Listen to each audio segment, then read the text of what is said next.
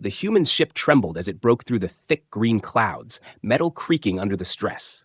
Sparks flew from damaged panels, and alarms screamed inside the cabin, echoing in the tight space around him.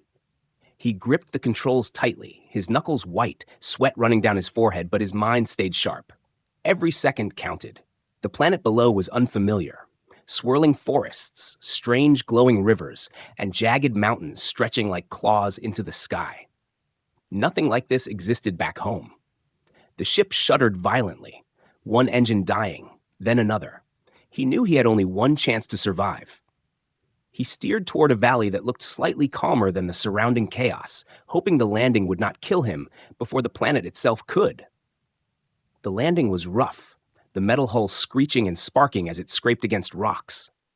The human slammed the final lever and felt a heart-stopping jolt as the ship landed heavily on the ground. Smoke poured from the engine compartment, and the air outside smelled thick and strange, almost sweet but bitter at the same time. He opened the hatch slowly, careful not to make sudden movements. The planet's wind slapped his face, cold and damp. He could hear distant sounds, small cries, rustling leaves, and something else, something moving, watching him. He stepped out, scanning the valley. The first thing he noticed were the tiny beings. No taller than his knees, they were darting through the grass, eyes wide, limbs moving fast, and skin shimmering with subtle colors under the faint sunlight breaking through the clouds. They looked almost like delicate dolls at first, fragile, but there was a kind of alertness in their movements. They were clearly frightened, glancing toward him, and then at something behind him, hiding among the rocks. One of them froze completely when the human stepped closer, tiny fingers clutching at a leaf for comfort. The human stopped and crouched slightly, showing he was not a threat, his large form casting a long shadow over the tiny creatures. Suddenly, the reason for their fear became clear. A larger creature, slimy and dark with multiple eyes, slid out from the nearby rocks. Its limbs were long and thin, and its mouth opened wide, showing sharp teeth glistening in the dim light. It hissed, and the tiny aliens screamed, scattering in every direction.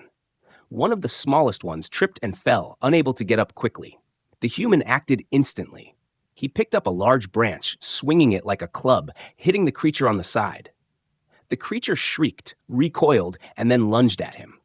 He ducked and pushed the branch into its side again, hard enough to make it retreat.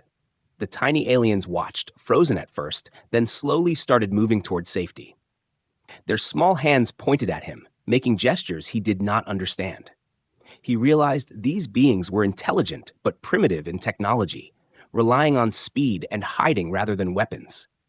They had a language he could not understand, but the tone sounded urgent, panicked, pleading. One brave little creature approached him cautiously, motioning toward the fallen friend. The human picked up the tiny alien and placed it safely on a higher rock, away from danger. The little creature chirped something repeatedly, jumping slightly, then gestured to others to follow. He felt a strange connection, almost like they were trusting him, even though he was a giant among them. More creatures appeared from hiding, clustering together, eyes wide and shimmering with the same strange colors. The human noticed the valley was surrounded by cliffs, and the thick forests above hid more dangers he could not yet see. The tiny aliens seemed to live here in fear, always alert to the next predator or threat. He could feel their vulnerability, their reliance on each other for survival, and something in him stirred. He did not know why, but he could not leave them. He would not leave them. The largest of the tiny aliens came forward, moving with a careful dignity. It had faint markings across its face, glowing slightly like a crown of honor. Its eyes locked onto him, intelligent and calculating. The human held his ground, lowering his hands to show peace. The alien spoke words he could not understand, voice sharp and musical at the same time. Then it pointed toward the cliffs and gestured broadly, as if explaining a danger beyond the valley. The human nodded, though he had no idea what it meant. He could see, however, that the tiny creatures had organized themselves quickly, forming small groups ready to flee or fight. Night was approaching fast. The sun sank behind the jagged mountains, painting the sky in shades of purple and orange, and strange lights started appearing in the trees, small orbs hovering above the forest floor. The human could hear distant howls, growls of creatures far larger than him, moving toward the valley. He motioned for the tiny aliens to stay close to him. They huddled together, their bodies trembling but trusting the giant who had protected them. A soft wind carried the scent of the strange planet, sweet, metallic, and alive.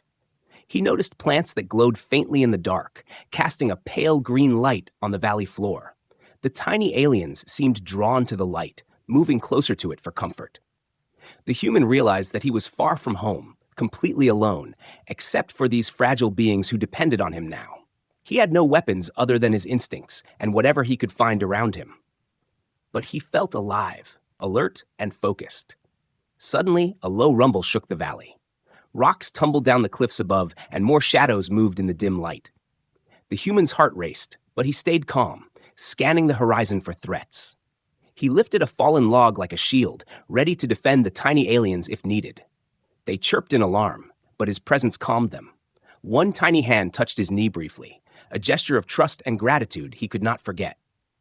He realized that the planet was dangerous, alive, and full of unknowns. The tiny aliens were fragile, their lives hanging by a thread in this world. And now, somehow, fate had placed him here, a giant protector in a valley of tiny people. The wind rustled the strange leaves around him, shadows flickered, and creatures moved unseen, but he would not let them fall. For the first time in days, the human felt a spark of purpose. He would defend these little beings, no matter what came next. The next morning, the valley was alive with noise and movement. Tiny aliens ran in groups, carrying baskets of glowing fruits and strange plants that released steam when cut. Some beat on small drums made of wood and hide, while others painted bright colors on flat stones. The human, standing tall above them all, watched with curiosity. He had spent the night outside, sitting with a large branch in hand, guarding them from predators. The aliens had stayed close, never straying too far from him, as if his presence alone gave them courage. By midday, a great feast was prepared. The smell of roasted roots and sizzling meat filled the air, mixing with the sweet scent of fermented drink they carried in little carved cups. The chief, the alien with glowing marks across his face, stood on a stone platform, raising his small hands to the sky. All the tiny people gathered, their voices chanting in rhythm, their eyes often darting toward the human. They were not just celebrating survival, they were celebrating him. The human felt uneasy at first. He was not used to being the center of attention. But when small groups came forward, offering him gifts, flowers that glowed in the dark, small carved figures made of bone, and even strange feathers that sparkled like fireflies, he realized they saw him as more than a guest. They saw him as a savior. The chief motioned for him to sit on a large flat rock near the platform. The human obeyed, sitting cross-legged, while the little aliens danced around fires and sang in high, sharp voices that echoed through the valley. The feast grew louder, filled with laughter and joy. Tiny children climbed onto his boots, giggling, not afraid of his giant form anymore. They offered him fruit, and he accepted with a gentle smile. The taste was sour but refreshing, and it made his lips tingle. For the first time since his crash, he felt warmth inside him, not from food, but from the way these fragile creatures welcomed him. He was beginning to feel part of them. Then, the atmosphere changed. As the drums slowed, the chief stepped forward again, his glowing face serious. He spoke loudly in his sharp, musical tongue, and the villagers fell silent. The human listened, unable to understand the words, but the tone was powerful, commanding, final. When the chief finished speaking, a group of women stepped out from the crowd. They were dressed in soft leaves and tiny beads that jingled when they moved. At their center walked a young alien woman, no taller than his knee, with bright eyes and markings across her arms. She seemed nervous, her small hands trembling as she carried a woven basket filled with flowers. The chief gestured toward her, then toward the human. The crowd gasped, and whispers spread quickly. The human's heart skipped as he realized something important was happening. The chief walked up to him, speaking directly, his voice calm but firm. The human caught only one word repeated several times, something like bond or gift. The young woman placed the basket at his feet, then bowed her head low. The chief lifted her gently and motioned for her to stand beside the human. Confusion filled him. Was this a ceremony? A ritual? Then, like lightning, The truth struck him. The chief was giving her to him. A wife. A mini-wife. His mind went blank, and he sat frozen. His eyes widened as the chief continued to speak proudly, the villagers clapping their tiny hands in rhythm. They were celebrating, cheering, approving. But the human could not believe it. A wife? He had defended them, and now this was his reward? The young alien looked up at him shyly, her eyes big and uncertain. She seemed just as confused as he was, but she did not resist. Her people were watching, expecting her to follow tradition. The human raised his hands, trying to protest, shaking his head. No, I can't, he muttered, his voice low. But the chief stepped closer, his glowing eyes narrowing, and pressed his hand firmly on the human's knee. It was a gesture of insistence, of authority. The crowd grew silent, waiting. The human sighed, lowering his head. He did not want to insult them or break their trust. He had saved their lives, but if he refused their gift, maybe they would see it as rejection, as disrespect. He looked at the young alien beside him, trembling slightly. She was delicate, fragile, yet she stood with quiet bravery, following her people's will. His heart softened. He reached down, not to claim her, but to show kindness. He touched the basket of flowers she had placed before him and nodded slowly. The crowd erupted in cheers, clapping and singing once more. The chief lifted both arms proudly, announcing to all that the bond was sealed. The human sat silently, stunned, his mind racing. He had not asked for this. He had not wanted this. But now, by their law, by their custom, he was bound. The young woman remained beside him, still shy, still uncertain, but a faint smile touched her lips, perhaps relief that he had not rejected her. As the feast continued, the villagers celebrated harder, drinking, dancing, and chanting his name in their sharp voices. The human ate slowly, his mind heavy with questions. What did this mean? What responsibilities came with this wife? Was she now his to protect, or did they expect something more? He glanced at her. She avoided his gaze, her cheeks glowing faintly in the firelight. She sat quietly, her hands folded, watching the flames.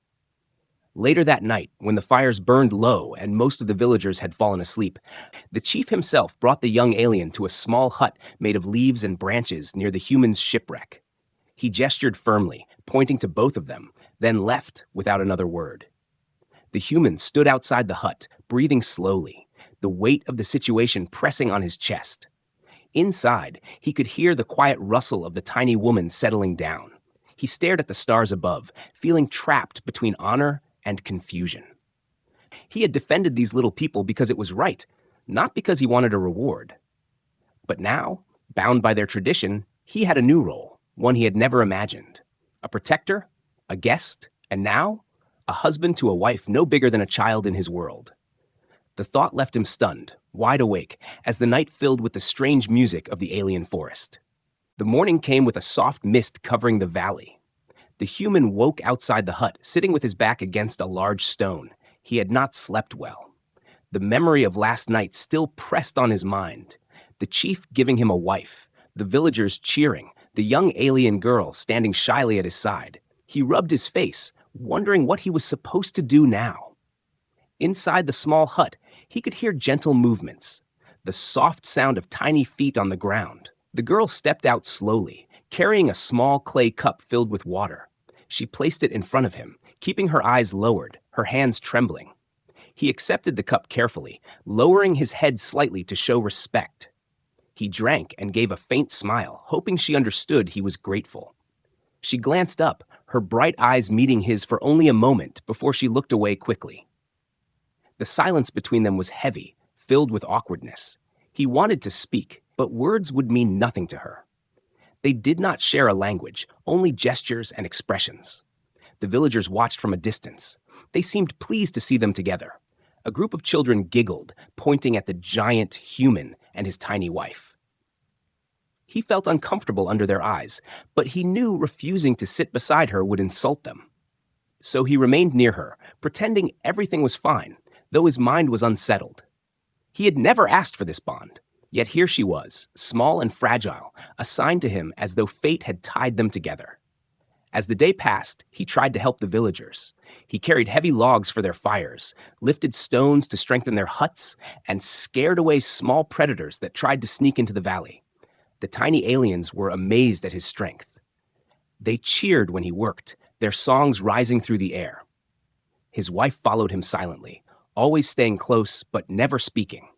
She seemed afraid of him, her steps small and hesitant, like a bird ready to fly away at the slightest threat. In the afternoon, a sudden commotion broke out.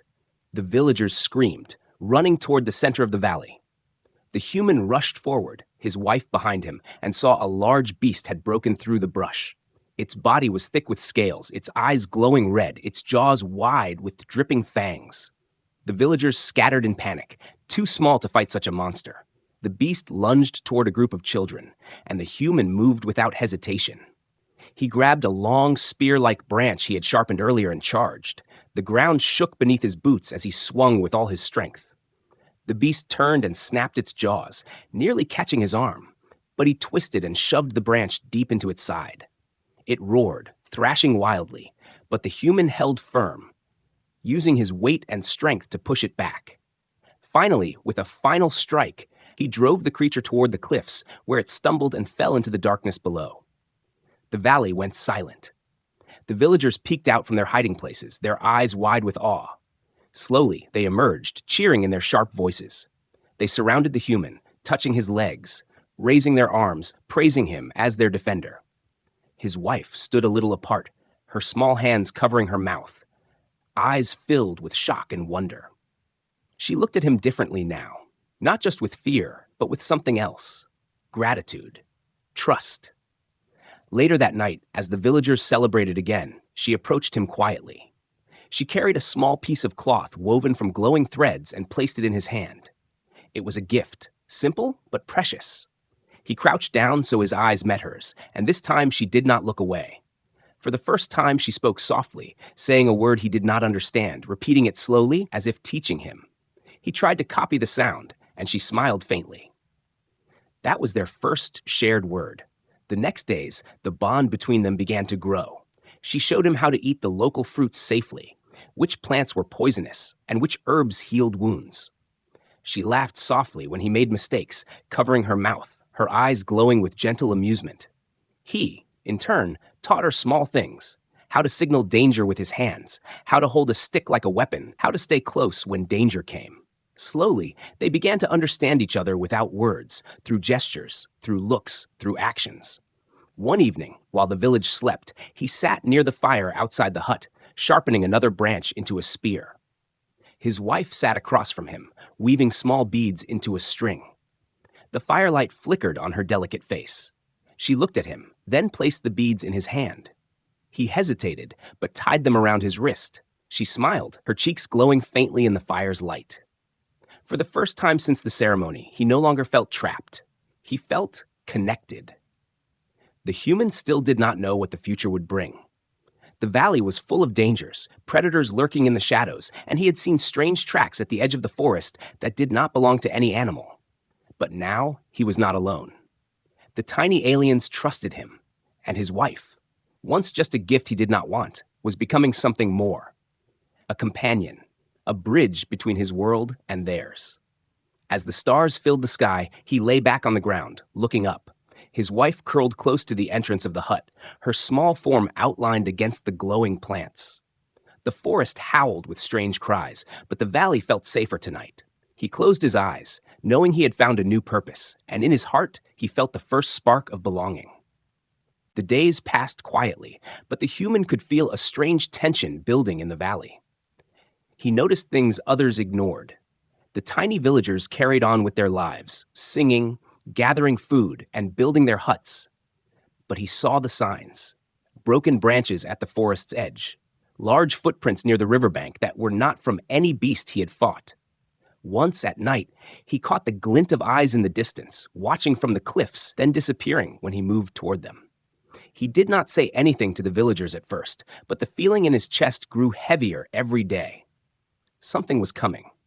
The human trained himself to stay sharp.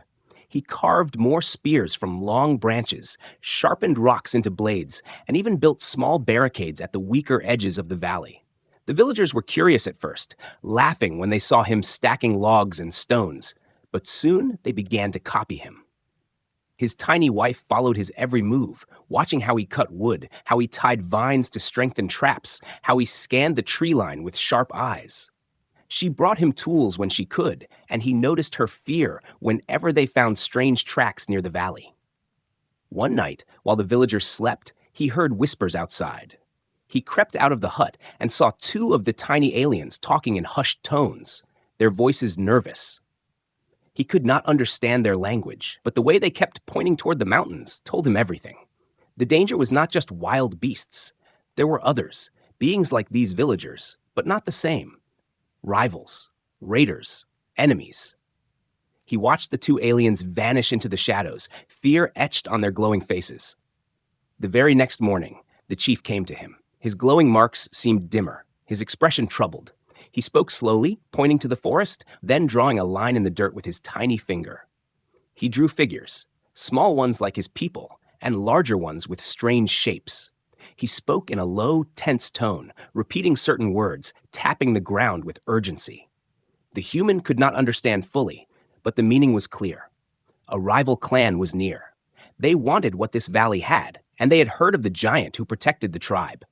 That evening, while the villagers gathered food, the human climbed a tall rock at the valley's edge. From there, he could see the horizon, the sharp peaks of the mountains, and the mist rising from the dark forest. He narrowed his eyes and saw movement. Small groups slipping through the trees, carrying torches that glowed like angry eyes. They were keeping their distance, but they were watching, measuring. He knew raiders when he saw them. He had seen such eyes back on Earth, those of men who wanted to take, not build. He returned to the village with his jaw set, his heart pounding. His wife ran to him, concern on her face. She tugged at his hand, asking questions in her soft, sharp voice. He could not answer, but he placed a hand gently on her head, then pointed toward the tree line. She understood enough. Her eyes widened, and fear clouded her expression. She ran to the other women, speaking quickly, warning them. The village became restless, uneasy, shadows of fear spreading through every hut. That night, as the fires burned low, the human stayed awake, standing guard at the edge of the valley. The stars above were dim, hidden by thick clouds. He could hear the distant calls of strange animals, but beneath them was something worse, the faint sound of drums.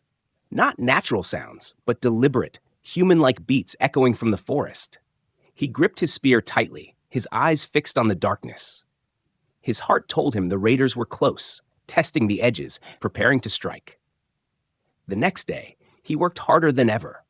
He gathered the strongest villagers, showing them how to use sharpened sticks as spears, how to throw stones with force, how to build a wall of logs that could slow attackers. They learned quickly, their small hands moving with determination. For the first time, he saw real courage in their eyes.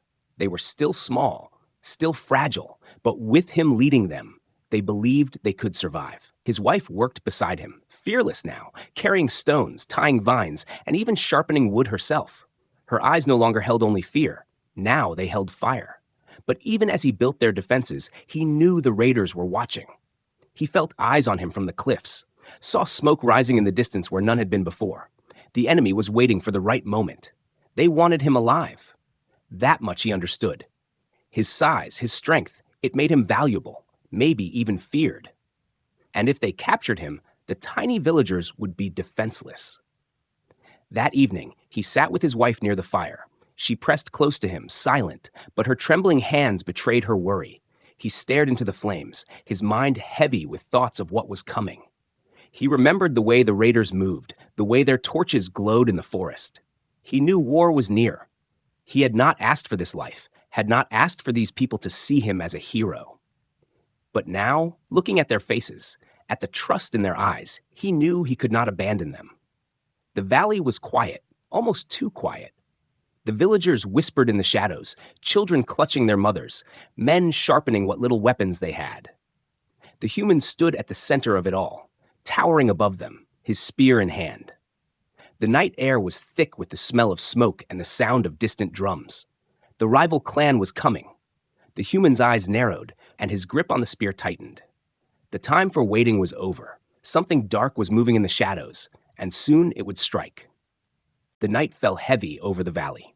The sky was black, clouds swallowing the stars, and the only light came from the small fires burning inside the huts. The human stood at the edge of the village, spear in hand, his eyes scanning the tree line. His chest felt tight, his breathing steady but sharp. He had been in battles before, but never like this, never with so much depending on him alone. Behind him, the tiny villagers huddled close together, clutching their children, whispering fearful prayers. His wife sat near their hut, her eyes locked on him, trembling but refusing to look away. Then it came, the sound he had been waiting for. A low horn blast echoed across the cliffs, followed by the pounding of feet and the wild screech of voices. From the shadows, dozens of figures rushed forward, larger than the tiny villagers, but smaller than the human. Their bodies were covered in armor made of bone and hide, their faces painted with ash. They carried sharp spears and curved blades, moving with the hunger of predators. Torches lit the night, throwing flames across the valley. The villagers screamed, scattering toward the center of the village. The chief shouted commands in his sharp, musical voice, but the raiders moved fast, breaking through the huts, setting fire to roofs made of dried leaves. Smoke filled the air, thick and choking. The human roared and charged forward, his spear swinging in wide arcs. The first raider lunged at him, but he struck with crushing force, sending the attacker flying into the dirt. Another came from behind, and he spun, smashing the spear's butt into its chest. Bones cracked. The raider collapsed, gasping. The battle became chaos.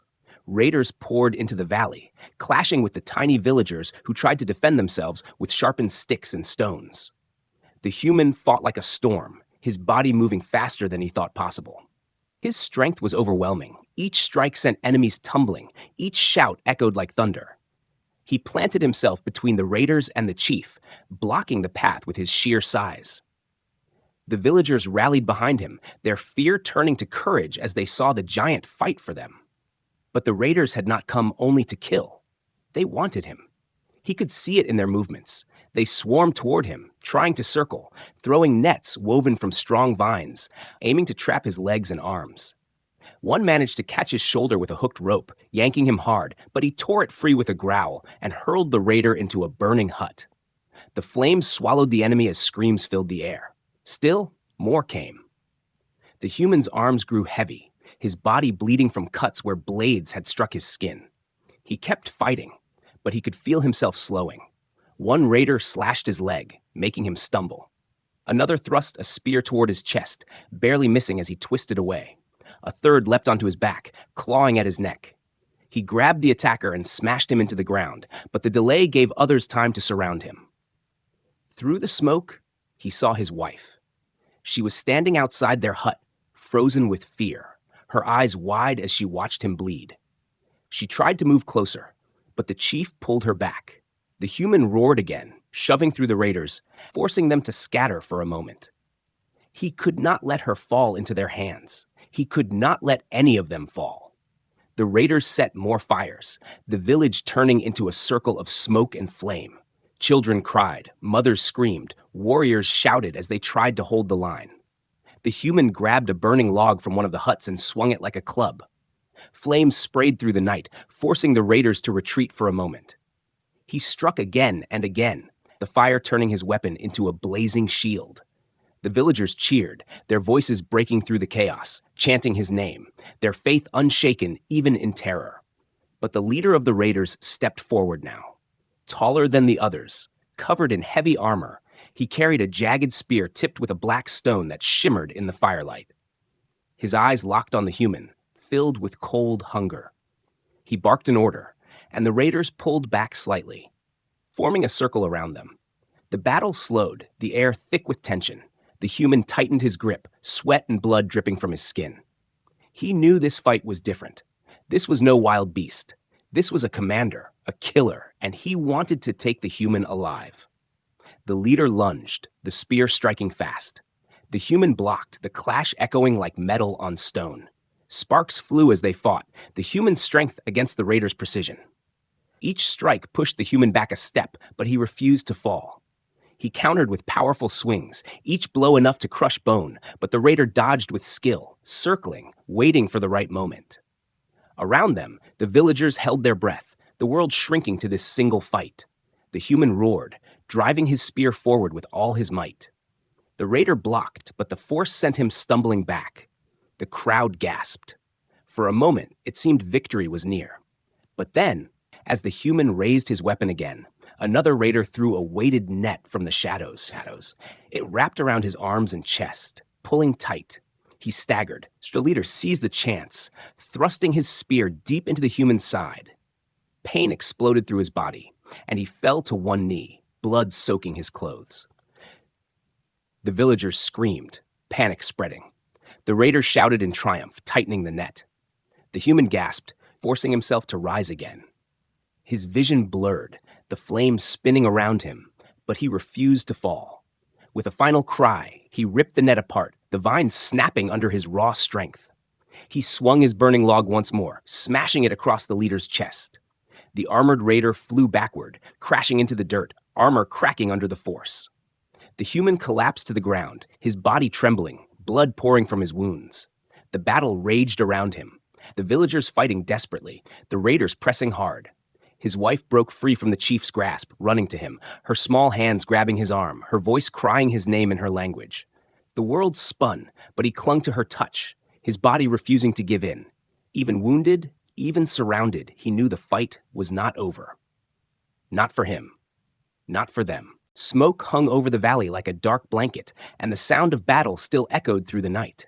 The human lay on the ground, his body bleeding and weak, but his eyes refused to close. He could hear the screams of the villagers, the clash of wood and stone against metal, and the cruel laughter of the raiders. His vision blurred, but he forced himself to move. He could not give up. Not while the tiny aliens he had sworn to protect were still alive.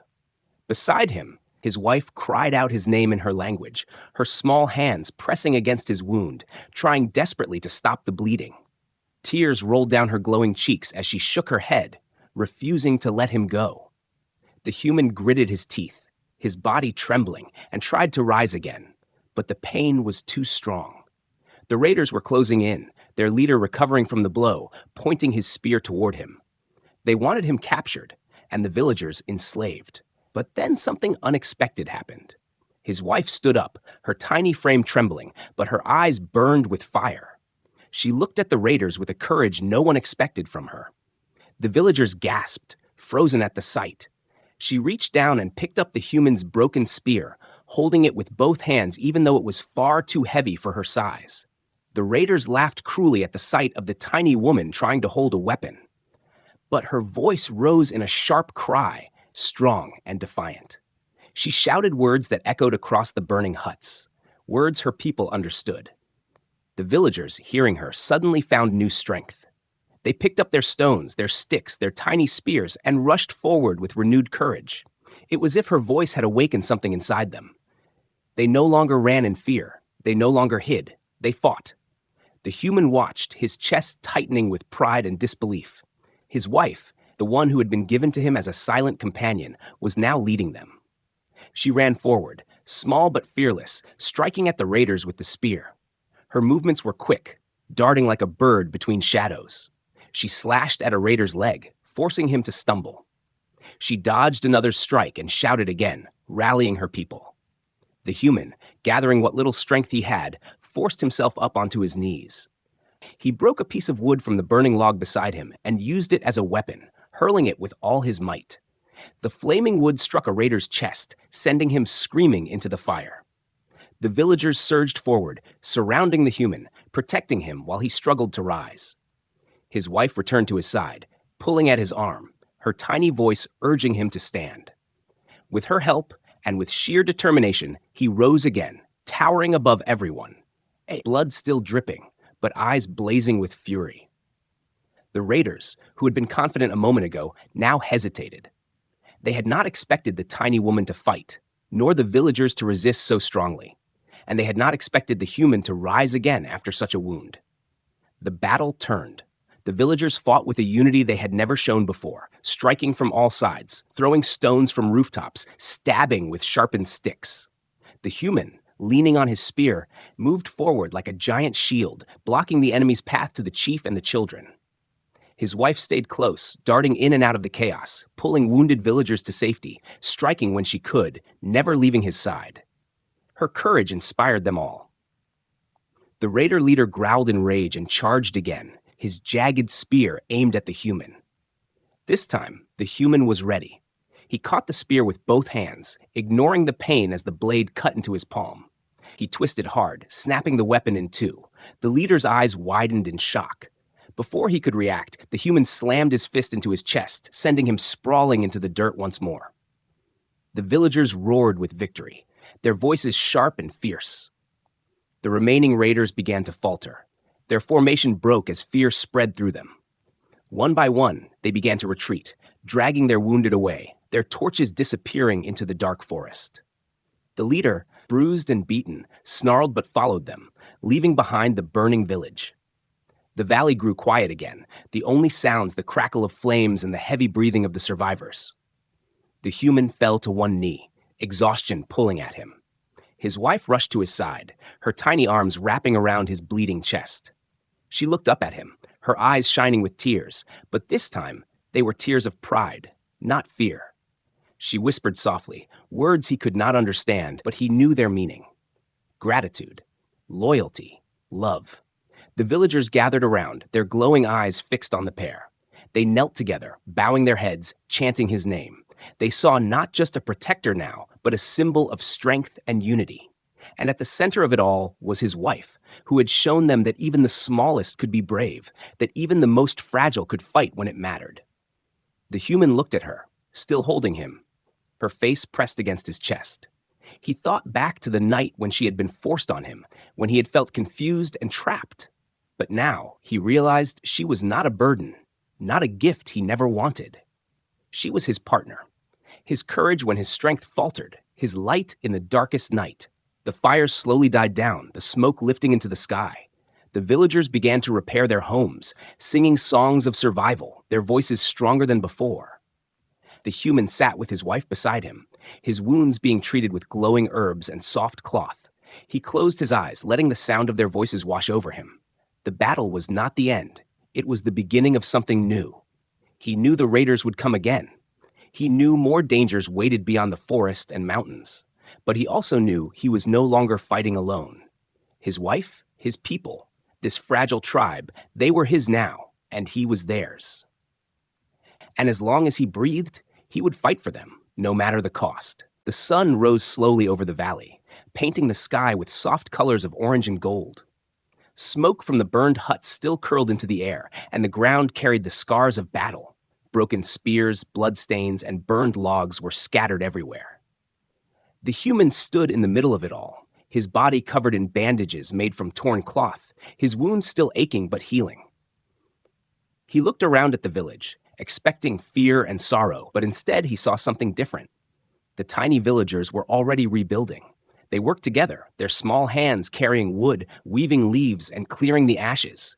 Their voices sang sharp, high-pitched songs of victory, not despair. The chief stepped forward, his glowing marks bright again, his face proud.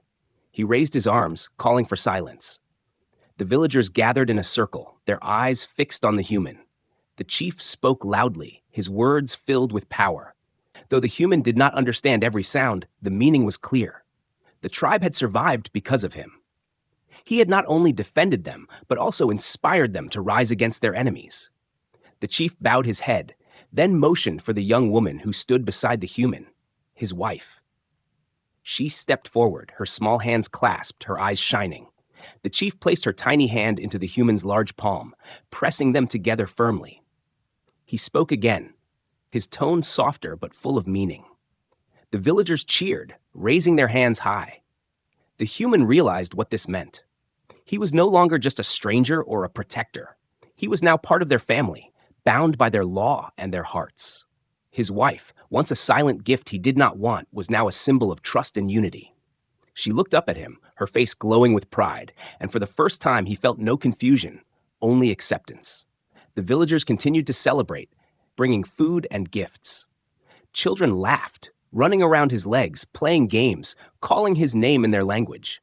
Women carried bowls of fruit, placing them at his feet, while men drummed on stones and wood, creating a rhythm that echoed across the valley. His wife stayed close to him, never letting go of his hand, her small frame standing tall with courage. She was no longer shy or fearful. She had proven her strength, and now her people looked at her with respect. As the night came, the tribe lit fires again, but this time it was not for war. It was for joy. They danced around the flames, their voices sharp and musical, their feet moving in fast patterns. The human sat on the large rock where the chief had first honored him, watching with a faint smile. He felt tired but alive. For so long he had wandered without purpose, a lone traveler in the vast galaxy. But here, among these tiny people, he had found something he never expected: belonging. His wife climbed onto the rock beside him, carrying a small string of beads she had woven. She tied it around his wrist, the glowing threads shimmering in the firelight. He looked at it, then at her, and nodded. She smiled, leaning against him, her small form warm and steady. He placed a careful hand around her, protecting her even in peace. The chief approached once more, speaking slowly, pointing toward the mountains beyond the valley. His voice was serious now. The human understood enough. The raiders would return. The world outside the valley was still dangerous. This peace would not last forever. But instead of fear, he felt determination. He was ready. With the villagers at his side and his wife as his strength, he knew they would face whatever came together. That night, when the fires burned low and the songs faded into silence, the human lay on the ground near his hut, staring at the stars. His wife curled beside him, her breathing soft and steady. He thought about how everything had changed. At first, he had been stunned, even unwilling, when the chief had given her to him. He had felt like an outsider, trapped in a strange custom he did not understand. But now, after the battles, after the courage she had shown, he knew she was not just a gift. She was his partner. Together they had faced death, and together they had survived. He closed his eyes, hearing the gentle sounds of the forest and the quiet hum of the villagers sleeping. His body ached, but his heart felt strong. He was no longer just a wanderer, no longer a man lost on a strange planet. He was their defender, their giant, their family, and they were his people. In the days that followed, the human helped rebuild the huts, carried heavy stones to strengthen the walls, and taught the villagers how to set traps around the valley. His wife walked with him always, showing him which herbs healed faster, which fruits gave strength, and which paths through the forest were safe. They worked side by side, each learning from the other. Slowly, their words began to mix. He learned her language piece by piece, and she tried to copy his. Every evening they sat by the fire, practicing words, laughing at mistakes, their bond growing deeper. The villagers grew stronger too. No longer helpless, they trained with sharpened sticks, learning how to stand together against enemies. Children played at being warriors, copying the human stance, holding sticks like spears. The tribe no longer looked like prey. They looked like a people ready to fight for their home. One evening, as the sun set behind the jagged mountains, the chief raised his arms again and called for silence. He pointed to the human and spoke words that carried through the valley. The villagers cheered, their voices joining as one. They had given him a name in their language, a title that meant the Great Shield. The human stood tall, his wife holding his hand, as the tribe chanted the name over and over, their voices echoing into the night sky. He looked down at her, her eyes glowing with pride, and he smiled. For the first time in a long time, he did not wonder where he belonged. He already knew. Here, in this strange valley, with these tiny people and the small but fierce wife by his side, he had found a new life. Whatever dangers lay beyond the forest, whatever enemies returned, he was ready. Because he was no longer alone.